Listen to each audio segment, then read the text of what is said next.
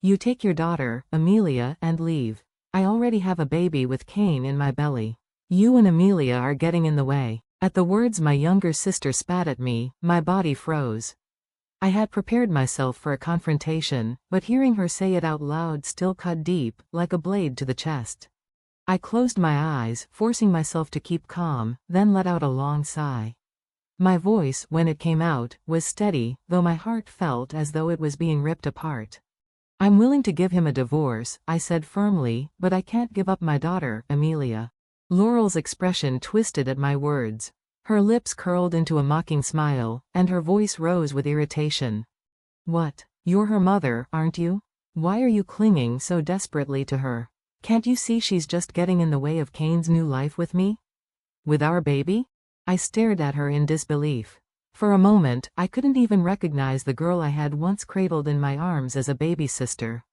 The Laurel I remembered was mischievous, stubborn, yes, but never this cold, never this cruel. Apparently, my sister didn't know anything. I realized then that she had no idea of the truth. And so, I decided to tell her. "My name is Heather. I am 35 years old, and I teach piano classes out of our modest home. For years, I've lived a peaceful life with my husband, Cain, and our 14-year-old daughter, Amelia. Cain's mother, my mother-in-law, is the president of a large company. She's a talented, powerful woman, admired across the country, and often interviewed in glossy magazines. I remember trembling the first time I met her, convinced she would be intimidating. Instead, she welcomed me with warm eyes and a gentle smile. I'll never forget her words that day. "My son has many shortcomings, but please take good care of him." I respected her instantly. I promised myself I would be the wife who stood by Cain, the mother who would raise Amelia well. Amelia herself was the light of my life. Honest, cheerful, and endlessly kind, she often told me, "We're like sisters, you and I'm proud of you, Mom." On weekends, we would shop together, laugh over silly things, share ice cream cones in the park. We lived happily, until Laurel reappeared in my life. It was during the summer holidays.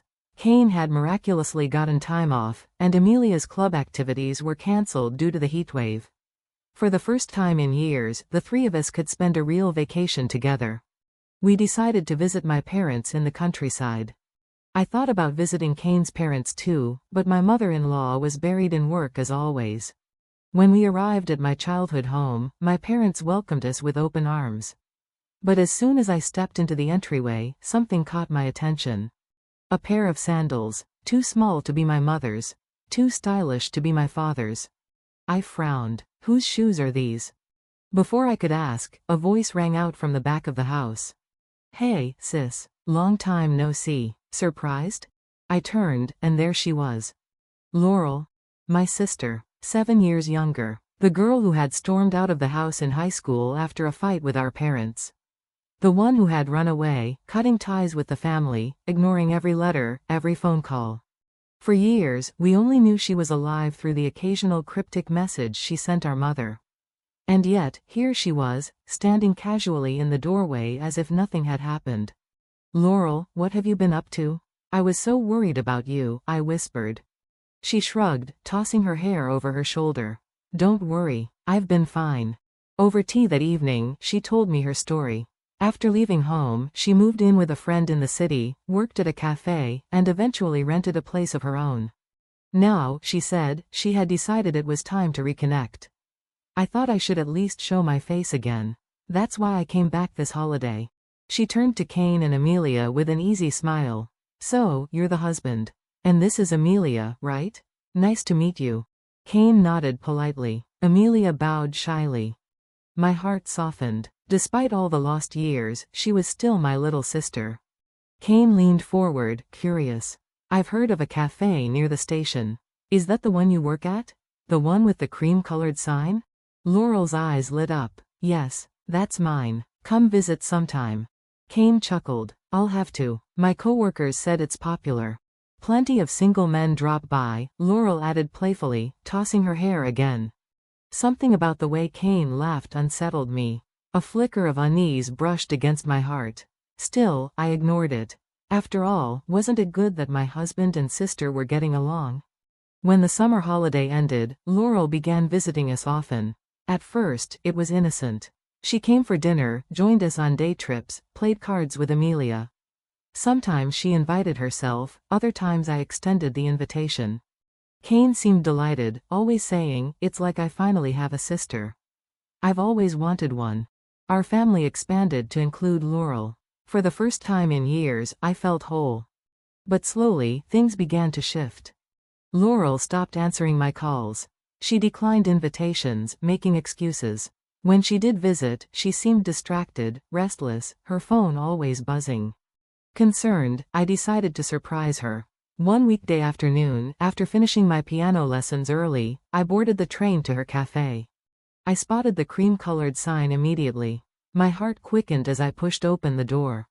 The little shop smelled of coffee and sugar. The bell jingled softly above me. "Welcome," said a clerk in a brown apron. I scanned the tables. Laurel wasn't behind the counter. My eyes swept the room, then froze. She was there, not in her apron, not working. Sitting across from Cain. My Cain. Their hands were entwined across the table, their faces glowing with a warmth I hadn't seen from him in years. For a moment, the world tilted. My legs turned to water. I stumbled backward, mumbling something to the clerk. "Sorry, I have to go. I don't even remember how I got home." The train ride blurred into nothing.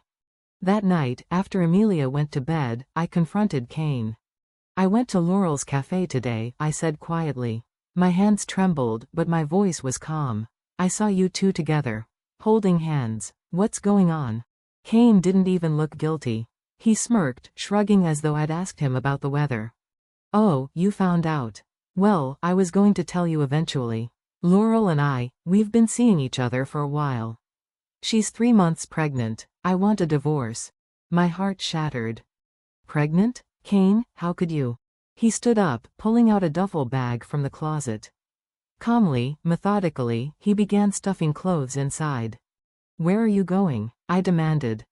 "To Laurel's place." His tone was cold, dismissive. "Honestly, Heather, what's the point of us staying together? You're getting old. Laurel's young, cute, and she makes me feel alive again. With her by my side, I'll work harder at the company. You're just holding me back." The words sliced through me like knives. Before I could answer, he brushed past me, duffel bag slung over his shoulder, and slammed the front door behind him. The silence that followed was unbearable. I sank to the floor, tears spilling uncontrollably. "Oh my God, Cain, then what are you going to do with?" My voice broke. The question that lingered in my heart choked me. "What are you going to do with Amelia? The daughter we raised together. The girl who trusted him, adored him. Would he really throw her away, just like he threw me? Amelia." My silent cries were only absorbed by the stillness of the night. I pressed my face into the pillow so she wouldn't hear me from her room. My body shook with grief, but the house remained painfully still, as though the walls themselves had grown cold. The next morning, sunlight streamed through the curtains, too bright, too ordinary for a life that had just collapsed. I had the day off from teaching, but I didn't feel free. My chest was heavy. I hadn't told Amelia the truth yet, that Cain had left in the middle of the night with a duffel bag and no promise of return. Instead, I told her lightly over breakfast. "Dad had an early meeting at work today. He'll be gone for a while." She nodded, accepting my words without suspicion, and hurried to school. The sight of her retreating figure made my stomach ache. How long could I keep lying to her? Alone in the house, I couldn't stop pacing. Every room felt different without Cain's presence, emptier, colder, but also strangely lighter. My mind wrestled with what to do next. Then, suddenly, the intercom rang.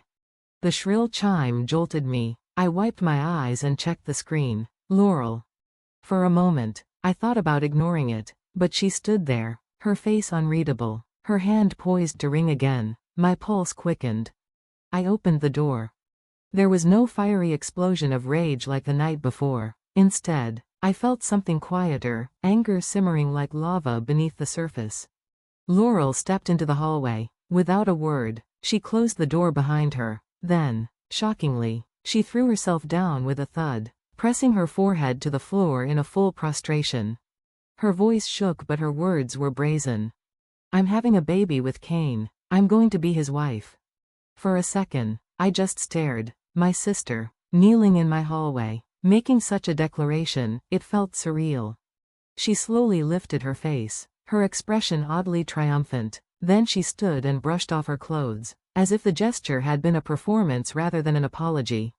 Well, I'm sorry, but Cain says he wants me, and I'm pregnant now. I want you to break up with Cain and leave with Amelia as soon as possible. Something inside me snapped. My voice came out low, almost too calm. Okay, really? I repeated, surprising even myself. Then, stepping aside, I let her into the living room. This was not a conversation to have at the door. We sat across from each other at the table, my hands folded tightly in my lap, hers drumming impatiently on the wood. I'll accept the divorce, I said finally, my words deliberate, but I can't give up Amelia. Her face twisted with irritation. What? Amelia is getting in the way of me and Cain's new life. When the baby is born, Amelia will feel unwanted. It's only natural for her mother to keep her. Don't you understand? You're her mother, aren't you? I leaned forward, staring directly into her eyes. You don't know anything. Her eyebrows shot up. What do you mean? So I told her. Amelia isn't my biological daughter. She's my stepchild. She was Cain's daughter long before I met him. Amelia was one of my piano students. That's how I met Cain. He was divorced and raising her alone. Later, we married, and I became her mother. Laurel's jaw dropped. What? You're kidding. I didn't know that. I couldn't help it, I laughed bitterly. You're about to marry him, and yet you don't even know his past? You don't know the truth about the man you claim to love? Is your marriage really okay? Her cheeks flushed red with embarrassment. She shot to her feet, slamming her palms against the table. Don't worry about me. I'll talk to Cain and come back. Get ready for divorce. I rose too, my voice cutting through the air. Yes, and don't come here uninvited again. With that, I pushed her out of the house and locked the door behind her. That night, I lay awake thinking of Amelia. She wasn't bound to me by blood, but I had raised her for nearly half her life. Every giggle, every school recital, every tearful hug had been ours to share. Could she really feel like an outsider just because Laurel had a baby?